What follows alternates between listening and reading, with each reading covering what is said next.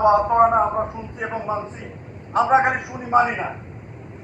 এক লোক দুঃখ করে বলতেছেন, আমাদের এই মদিনা শরীফে, আমি নাম বলবো না, আমাদের এই কাফেলা উনি নাই, উনি খুব আফসোস করে বলতেছেন আল্লাহ তাআলার খায়া কোন কাম নাই, যত কথা খালি খবরই বলতেন, এগুলো সব মুআল্লিমের পক্ষের কথা, আমাদের একটা কথা বলেন নাই। হুজুর যে বললেন সবরের কথা, কোরআনে বলছেন সবরের কথা, এরকম ভাবে আপনার হাদিস শরীফে সবরের কথা আছে যে তুমি সবর এখতিয়ার করো পাহাড় পরিমাণ। এই লোক সকল, তুমি পাহাড়কে দেখো, পাহাড় যত জ্বর হোক, তুফান হোক, পাহাড় কি করে না, লড়ে না। ঠিক আল্লাহ তাআলা তোমাকে অবশ্যই মাফ করবেন। যে জমিনে তোমাকে আল্লাহ তাআলা নিয়ে গেছেন, যে আরাফার ময়দানে তোমাকে নিয়ে গেছেন, অবশ্যই তোমাকে মাফ করবে। তবে শর্ত একটা, তোমার ভিতরে বিনয় থাকতে হবে, তাওয়াজু থাকতে হবে। তা আমাদের ভিতরে ভাই তাওয়াজু কোথায়, বিনয় কোথায়? আমরা তো মুখ দিয়ে যা ইচ্ছা তাই বলি। আল্লাহ রাব্বানা ওয়া রাসূলুল্লাহ ইদারা বিল হাজ বলেন, এটা কোরআনের আয়াত, কোরআনের কথা। ওই কোরআন আমাদের বাংলাদেশেও আছে, ওই কোরআন আপনার পকেটেও আছে, আমারও পকেটে আছে, এই কোরআন সারা পৃথিবীর জুড়ে আছে। আল্লাহ রাব্বানা ইদারা বিল হাজ, ঝগড়া ভাষণ করা হবে না, জোরে কোনো কথা বলা হবে না। আমি জানি সব, তার কারণ আপনি এহরাম করছেন। আমরা এটা কি করছি বলেন? এহরাম। এহরাম মানুষ কখন করে?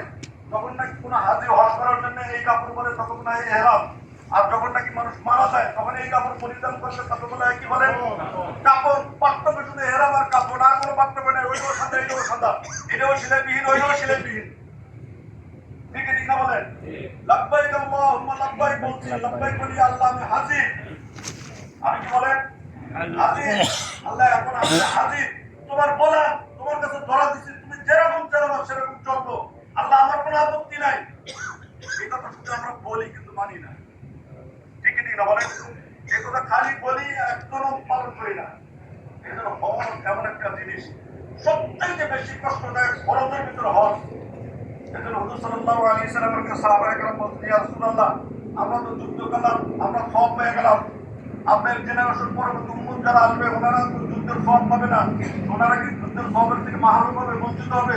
হুজুর সাল্লাল্লাহু আলাইহি সাল্লাম বলছেন, যারা হজ করবে তারা যুদ্ধের সওয়াব আল্লাহ তাআলা তাদের আমলনামায় দান করবে। সুবহানাল্লাহ। হজ মানে একটা যুদ্ধ, একটা কি বলেন?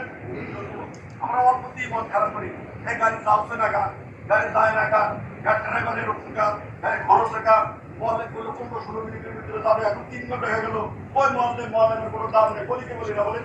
কত আলোচনা, কত যত যা আছে সব মুআল্লিমের উপর। ঠিক আছে না বলেন? এটা তো আল্লাহ তাআলা আপনাকে পরীক্ষা করতেছে, হেরাম করছে। কি করছে আল্লাহ বলেন?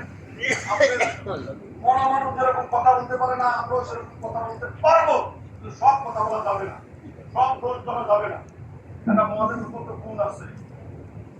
একবার মুআল্লিমের গুণ নিয়ে কোনো আলোচনা করি না, একবার মুআল্লিমের ভালো নিয়ে আলোচনা করি না, শুধু খারাপ নিয়ে আলোচনা করি। যাই হোক, এটা অন্য কথা। আমার যেটা বড় উদ্দেশ্য সেটা হলো, আল্লাহ তাআলা আমাদেরকে হজে নিয়ে আসেন। কোথায় নিয়ে আসেন বলেন? দৌড়ের পর থেকে আরাফার পর্যন্ত এটা হচ্ছে দোয়া সময়।